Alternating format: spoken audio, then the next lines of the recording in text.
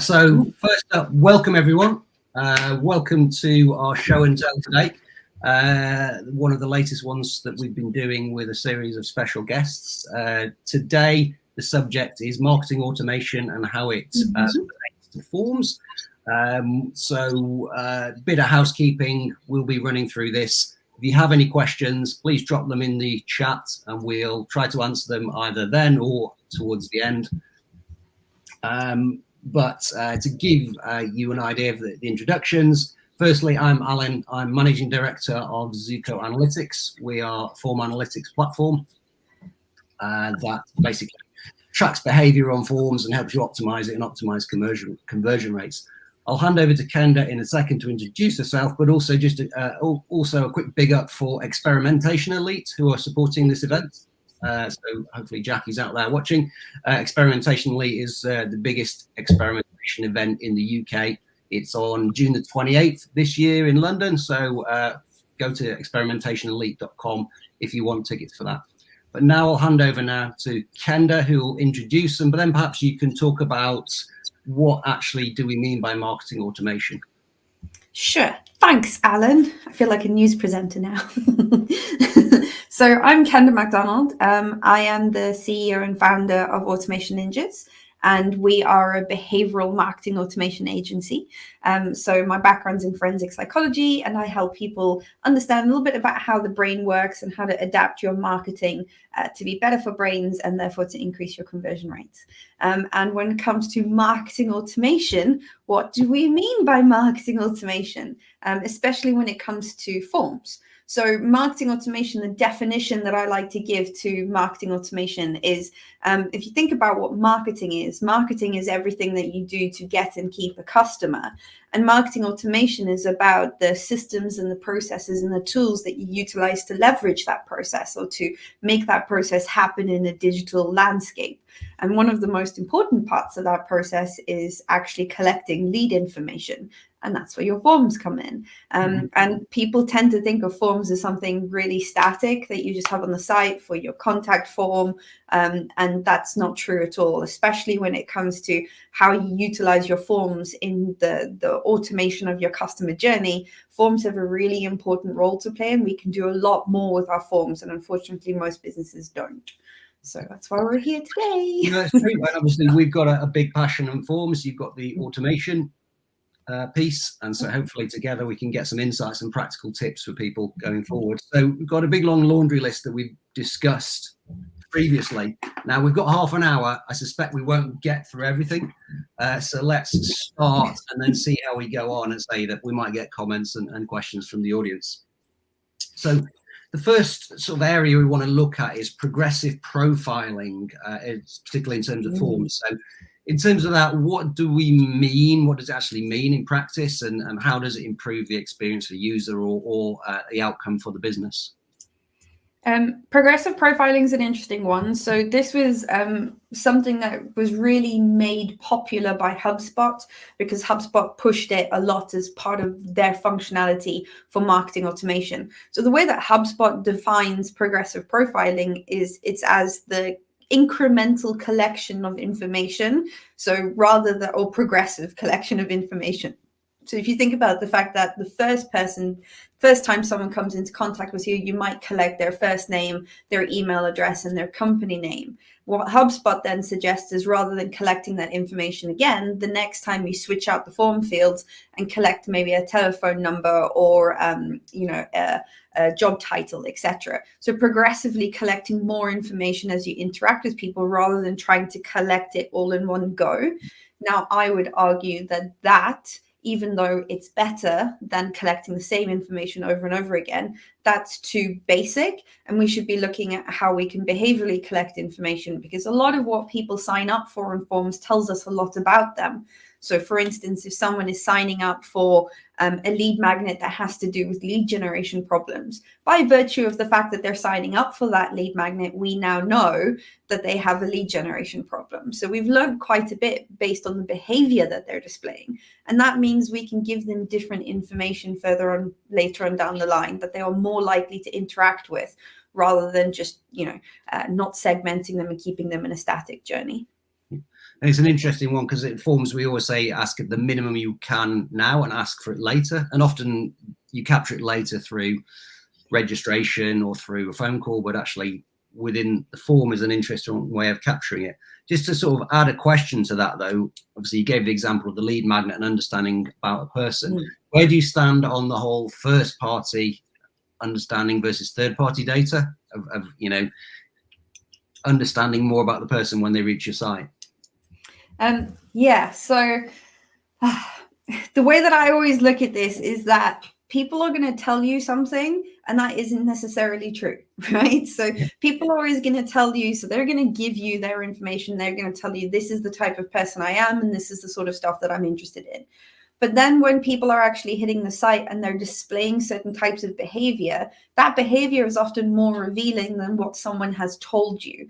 So for me, it's not one or the other. It's a combination of the two. You should be utilizing both forms of data to understand more about people. So what they're telling you, as well as the behavior that they're displaying, should allow you to adapt their journey in an automated way.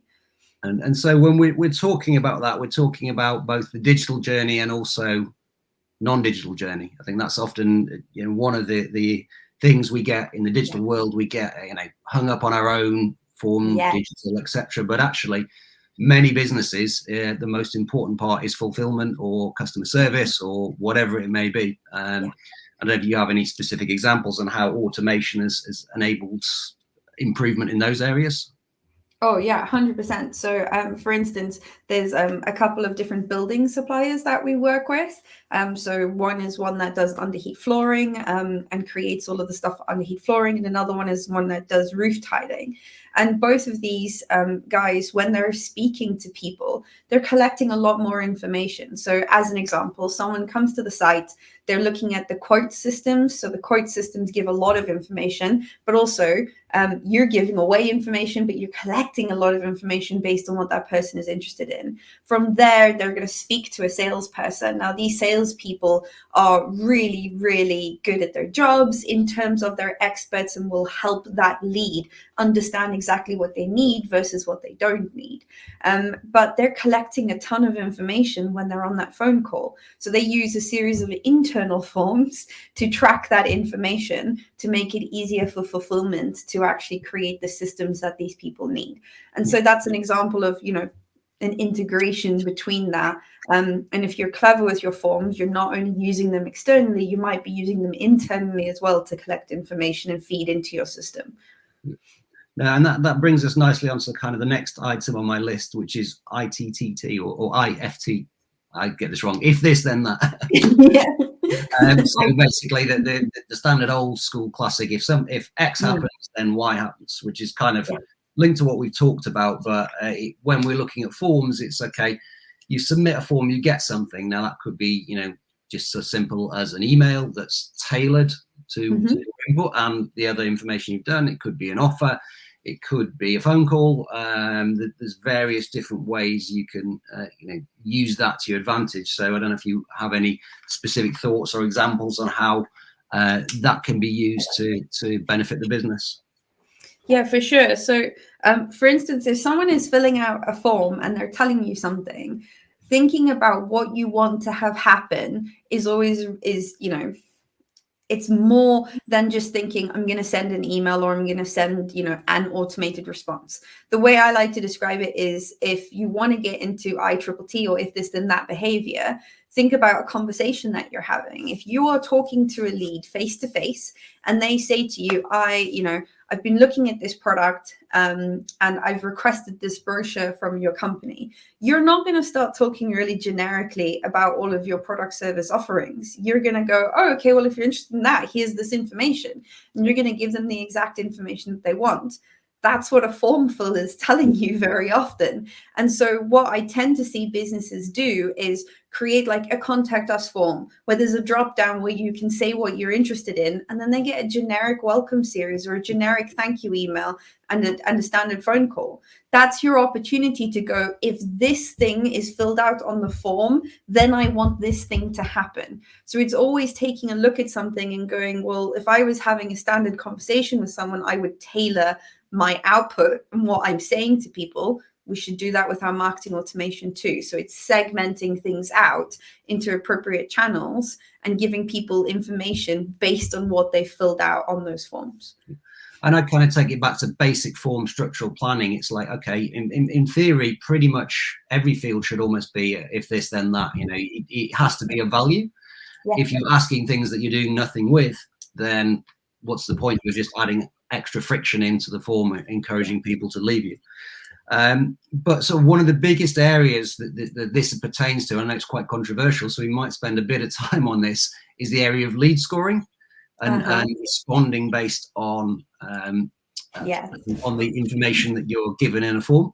Specifically that, and also we'll come on to, okay, can you automate it further in terms of scoring based on other data sources? So lead scoring is an interesting one. If you think about what lead scoring is, it's basically an algorithm. It's basically something that works out points based on whatever criteria you've put together in your marketing automation system. And the way that people look at lead scoring is so superficial. So what we tend to do is we tend to conflate lead scoring and engagement. So I think this is a bit of a hangover from when our marketing automation wasn't necessarily very capable, and we just haven't moved on with how we utilize lead scoring. But most of the time, what most lead scoring algorithms are built from, someone has recently opened an email, someone has recently filled out a form, someone has recently signed up. That doesn't tell you how good a lead is. That doesn't tell you that that's a hot lead. It tells you that that is an engaged contact in your database. They're engaging with your information, but it doesn't tell you that they're at a certain point in the sales cycle, or that they're consuming specific pieces of information, or that they've requested something specific. So lead scoring, unfortunately, I see it as broken in the way that most companies are utilizing it. What you're actually doing is you've got a fancy engagement tracker, and for some reason, your sales team is basing who they're speaking to based on whether or not someone is opening an email, not where someone is in the sales cycle. So if you come back to sales cycles and you think about things as marketing qualified versus sales qualified, et cetera, the behavior that people are displaying gives you an indication of where they are in the sales cycle. The things that they are requesting, the forms that they are filling out. Someone is filling out a contact us form and saying, I want you to call me. That's a very hot lead, right? Because they're going, speak to me or tell me more about your products. But if someone is just requesting a lead magnet about what a form is, you're probably not going to want to call them. And just based on the fact that they filled out a form is not deep enough. We have to go deeper. We're not doing our jobs appropriately if that's how we're building our algorithms. So what we have to think is, what behavior is being displayed? What counts to me as sales intent behavior? And you can do this regardless of whether you have a sales team or whether you are selling an e-commerce product or whatever the case is. What is sales intent behavior looking like to you? And therefore, how do you segment it out so that when this behavior is displayed, I'm going to give people so many points? So it's about understanding what that behavior is and adapting your algorithms to actually take behavior into consideration, rather than just basing it on engagement, which is silly. So if we were to start from scratch with the lead scoring system, and let's assume we've got historic behavior, is the best thing to basically look at where there is a correlation between behavior X and conversion or intent? Yes. If you've got past data, 100%, please utilize it. Take a look at your campaigns and go, okay, when someone has done this, they've gone off and purchased. When they've spoken to this person, they've gone off and done this. If you can take a look at that behavior and you can work it back from actual data that you've got, chef's kiss, perfect, we love it. Unfortunately, a lot of businesses don't have that data. And they don't have that data because they're not tracking things appropriately. They don't, you haven't set things up. You haven't set appropriate KPIs because you've never thought to that level or wanted to go to that level of detail. So if that detail isn't there, what I'd suggest is, if you've got a sales team, sit down with your sales team and have the conversation about what questions are people asking before they convert. You know, what resources are you giving to people before they convert? Utilize your sales team. They're an amazing use. They're amazing, like, repository of information as to sales intent behavior, and we just don't ask them enough for it. And what you can then do is you can go and you can fiddle about with things and experiment with stuff. The other thing you can do is map out your automation journey. So get really clear on what stages people are in the buying process and what behavior looks like at each of those stages, which if you've got the data for that to be able to work backwards, fantastic. But if you don't, just sit down and actually map it out and then start experimenting. Yeah. It's an interesting one because it's kind of, I had this conversation the other day with a client, specifically on a lead scoring one. It's for an investment company, and they had a question in there which said, how much are you intending to invest with us? And we came at it from a form optimization point of view, and there was a horrendous drop-off rate at that point. And we were like, why are you asking this question? Because people are taking it as intent. They just want to register, and then they'll worry about how much money they're going to put in. So but the value to the company was like, well, actually what it does is we've got 3 salespeople and we get, 5 to 10,000 incoming registrations a month. We need to follow up and get them once they've registered to actually put money on their account. So we use this to prioritize, but actually it's a very blunt instrument. It's based on not observed behavior, it's declared behavior, which we know is not always accurate. And also it was causing a lot of people to drop out. So actually, by removing it, you might actually have a better result, even if you did no lead follow-up at all, because you'll have more people coming through who might organically convert. So it's definitely an interesting piece from that, because I think for them, I'll probably have a chat to them after this actually, in terms of, okay, is there a better way of, and we should perhaps have a chat, is there a better way of working this out? I think one of the things that I would immediately suggest in those situations is a bit of a blend of approaches where you have like that form fill out, you maybe remove that, but then you collect that information later on down the line, but then you have to build for that information. And this is where your marketing automation needs to be more strategic, because you need to go, okay, we want to collect this. If you want to collect certain types of behavior, you have to plan for desired behavior. So you have to go, we want to collect information on the amount of investment. So let's say in our welcome series where we're saying hello and thank you for the people who have just signed up, we might include 3 different resources for the different types of investment in different brackets. And depending on the resource that they download, that tells us the bracket that they're in. And we can then go deeper and we can validate that once sales has spoken to them. But it's a way of collecting that information. It's utilizing form functionality and behavioral functionality to understand who a lead is, but you have to build with intent. So that phrase, if you build it, they will come, is true to a certain extent. But you kind of have to think of what the lanes are that you want to put people down, and think about how you want to structure people, how you want to get them there. So it requires a little bit more thought than just whacking out a welcome email. No, definitely. And just the last point on this, I mean, where do you stand on using, linked to what I said before, third party? So pulling in stuff from company databases, pulling in stuff from LinkedIn, because obviously one of the questions is, how big is your company? Which is just a pain in the backside for anyone to ask, because they might not even know if it's a big company. Is it worthwhile, or just forget about it? It really depends on the sales process. Like, for instance, I'm thinking about one of our clients is a massive manufacturing firm, and the type of stuff that they manufacture, they're never going to do it for small companies. It's not going to happen. Their machine systems are far too big. You need several factories worth in order to make it worthwhile. So for them, they have to pull in that third-party data, because pulling in that data helps them figure out whether or not this is somebody that, okay, we can put in this bucket over here where we'll nurture them, but we're not necessarily going to get sales involved, or we're going to segment these people out because they fit a certain criteria. So I don't necessarily think third-party data in that sense is a bad thing. I just wouldn't rely on it.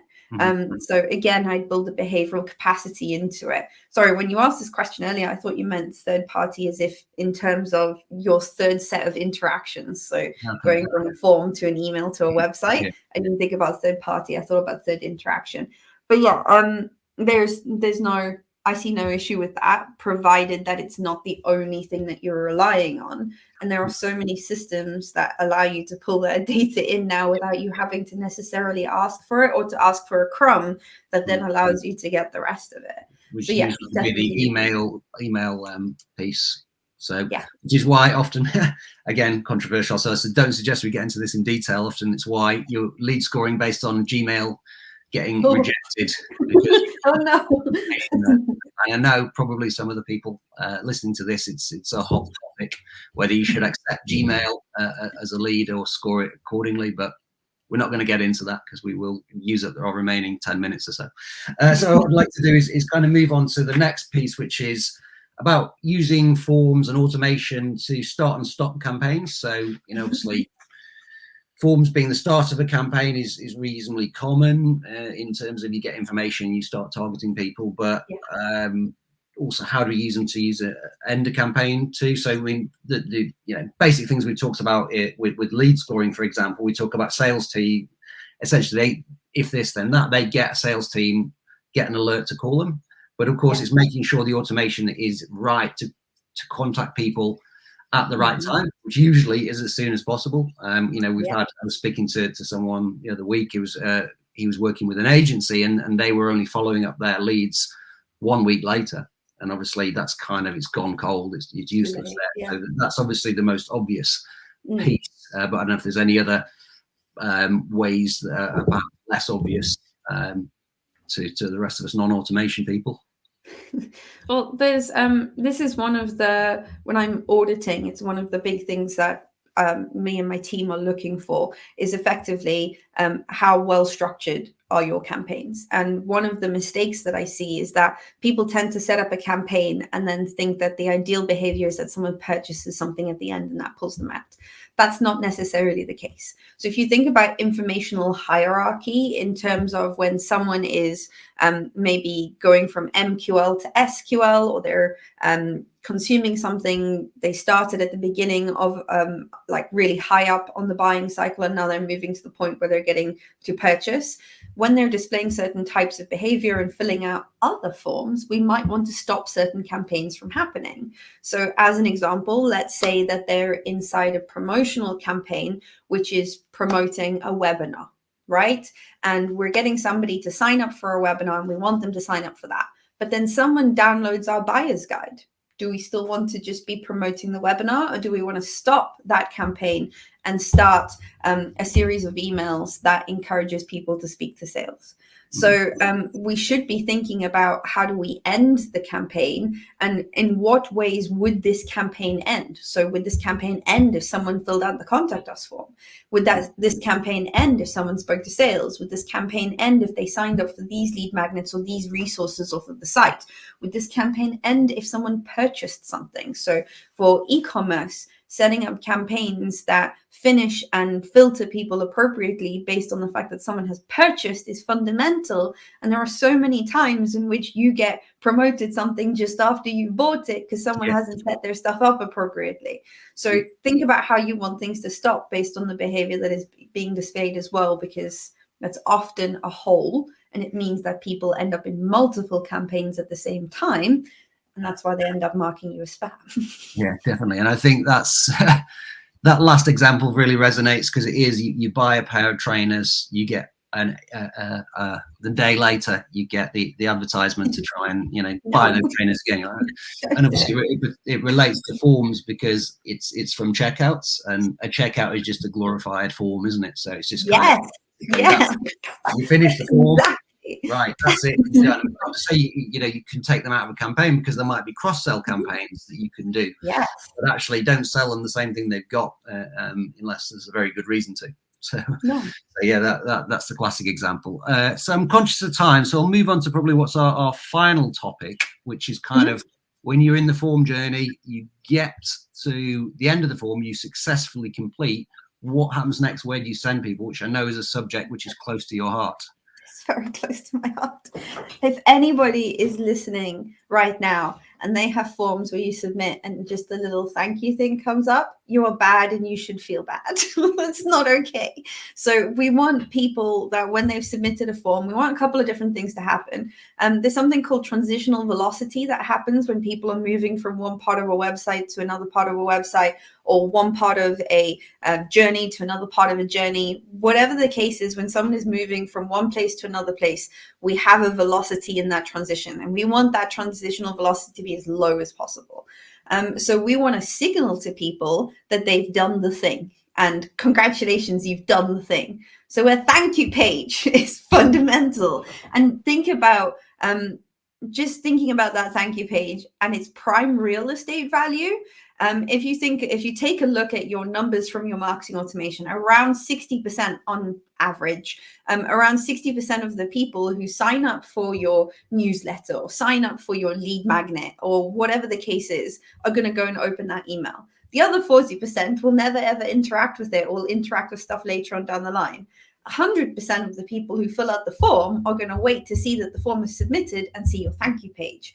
That is prime real estate. It is the perfect opportunity to talk to people appropriately and to tell them what to do. For instance, go and check your email because I've sent you the thing, or these are the next steps that you should take, or here are some further resources, or here are some products, just like the product you just purchased, because again, checkout is effectively a glorified form that takes money.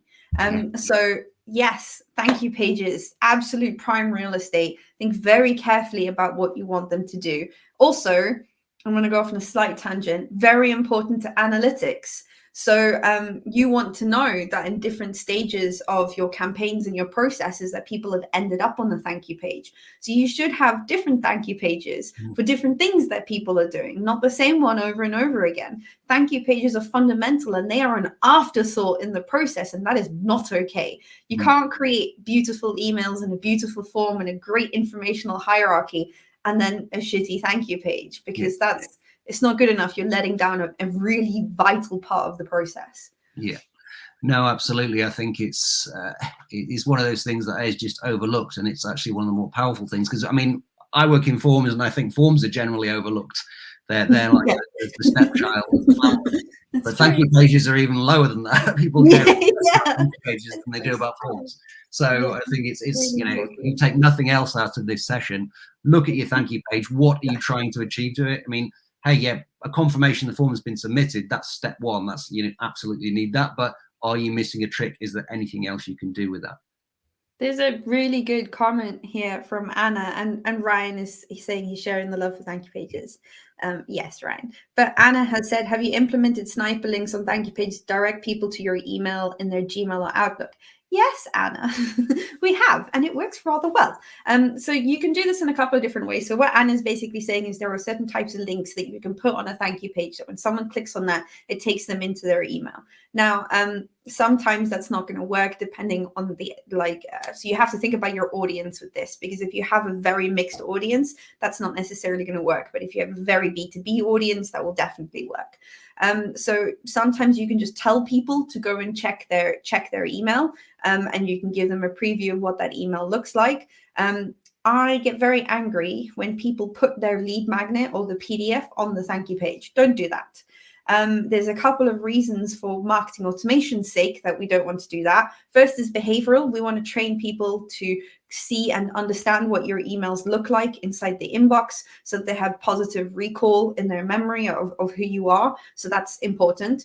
But then from a technical standpoint, we want to get those interactions for your email deliverability and your email sending reputation. So we want people to go through, open that email, click on the link. That's all positive points for you. So yes, please direct people, but that's a great question, Anna.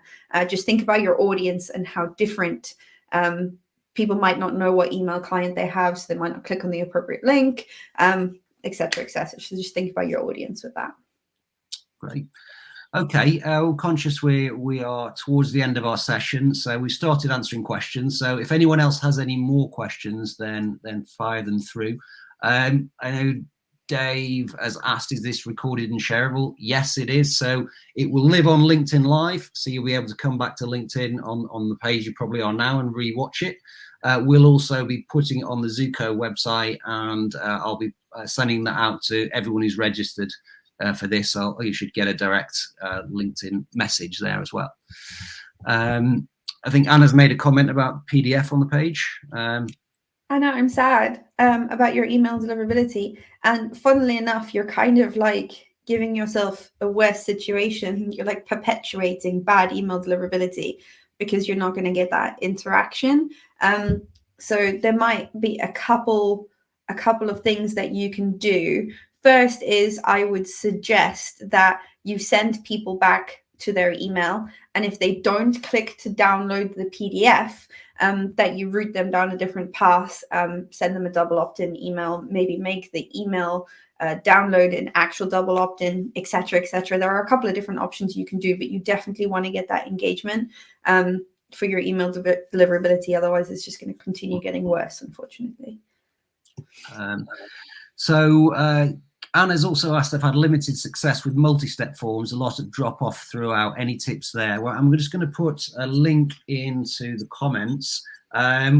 Typically, we see for most forms, multi-step does work better. At the base level, if you're seeing drop off throughout, obviously you want to do, plug for Zuko, form analytics to understand where and why they're dropping out. But typically, in general, you want to make sure you're managing expectations, making sure there's a progress bar in them, not asking for something out of the blue, like a passport, when they're not expecting it. Firstborn child. Yeah. But then sometimes this is where potentially progressive profiling comes in as well, more advanced techniques that we've talked about here. Actually, I don't think I can post it directly. I've got to go to LinkedIn to post it, but I will put it on the LinkedIn page. So people can see that we've got a specific article just on this topic. Well, I'm going to pick on Walter real quick, Okay. if that's all right. Walter said, but from a UX perspective, wouldn't it be better to just add the link to the thank you page for ease of use, just as all? Yes, Walter, you are correct. However, sometimes we have to sacrifice and put little blocks in place to make sure that we can actually interact with people. And that's for the same reason that from a UX perspective, we'd give everybody all the sales information that they needed from the site, and they would never have to speak to a salesperson. But we know having a salesperson interact would increase the conversion rate. So sometimes we have to put little steps in place. We try and make it as streamlined as possible everywhere else.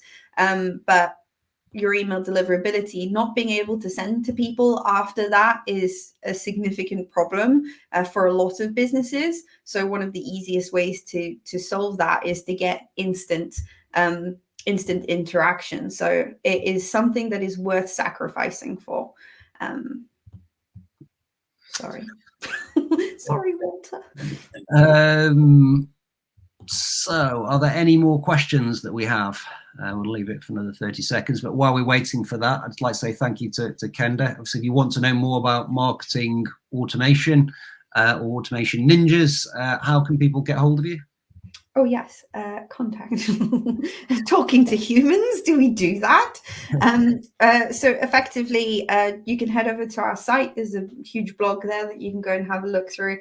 So that's just automationninjas.com. I do hang around sometimes on LinkedIn, a little bit quiet, but you can always DM me on LinkedIn as well. It's just Kenda MacDonald. And same goes for Twitter. Just _ Kenda MacDonald on Twitter. And my email address is kenda@automationninjas.com. Nice and simple.